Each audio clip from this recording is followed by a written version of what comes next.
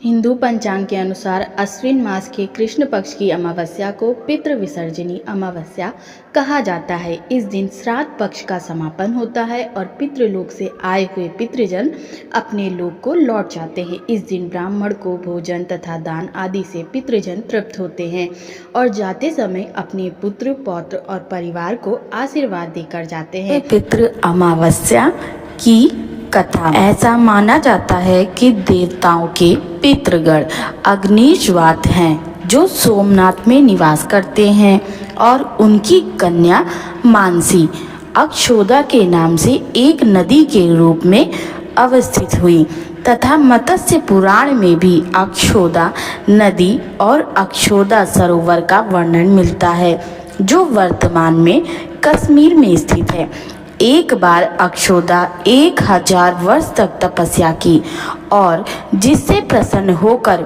देवताओं के पितृगण अग्निश्वात और बहर्षपद अपने अन्य पितृगण अमावसु के साथ अक्षोदा को वरदान देने के लिए अश्विन अमावस्या के दिन उपस्थित हुए और उन्होंने कहा, अक्षोदा, हे पुत्री, हम सब तुम्हारी तपस्या से बहुत प्रसन्न हैं, इसलिए जो चाहो वर मांग लो। लेकिन अक्षोदा ने अपने पितरों की तरफ ध्यान नहीं दिया और वह अति तेजस्वी पितृ अमावसु को अपलक निहारती रही। पितरों के बार बार कहने पर उसने कहा, हे भगवान, क्या आप मुझे सचमुच वर देना चाहते हैं? इस पर तेजस्वी पितृ अमावसु ने कहा, हे अक्षोदा, वरदान पर तुम्हारा अधिकार सिद्ध है, इसलिए निसंकोच कहो।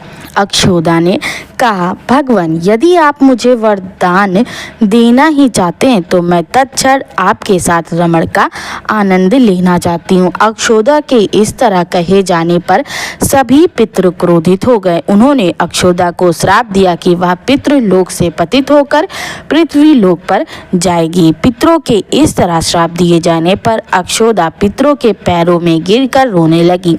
इस पर पितरों को दया आ गई। उन्होंने कहा कि अक्षोदा, तुम पतित योनि में श्राप मिलने के कारण मत्स्य कन्या के रूप में जन्म लोगी। पितरों ने आगे कहा कि भगवान ब्रह्मा के वंशज महर्षि पराशर तुम्हें पति के रूप में प्राप्त होंगे। तुम्हारे गर्भ से भगवान व्यास का जन्म होगा। इसके उपरांत भी अन्य दिव्य वंशों में जन्म लेते हुए तुम श्राप मुक्त होकर पुनः पितृलोक में वापस आ जाओगी। पितरों के इस तरह कहे जाने पर अक्षोदा शांत हुई। अमावसु के ब्रह्मचर्य और धैर्य की सभी पितरों ने सराहना की एवं वरदान दिया कि यह अमावस्या की तिथि अमावसु के नाम से जानी जाएगी।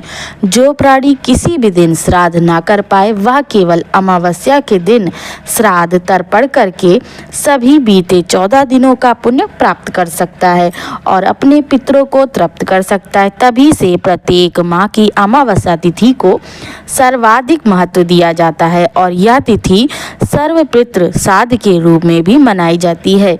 उसी पाप के प्रायश्चित हेतु कालांतर में यही अक्षोदा महर्षि पराशर की पत्नी एवं वेद व्यास की माता सत्यवती बनी। तत्पश्चात समुद्र के अंशभूत शांतनु की पत्नी हुई और 2 पुत्र चित्रांगद तथा विचित्र वीर को जन्म दिया था। इन्हीं के नाम से कलयुग में अष्टका श्राद्ध माना गया है।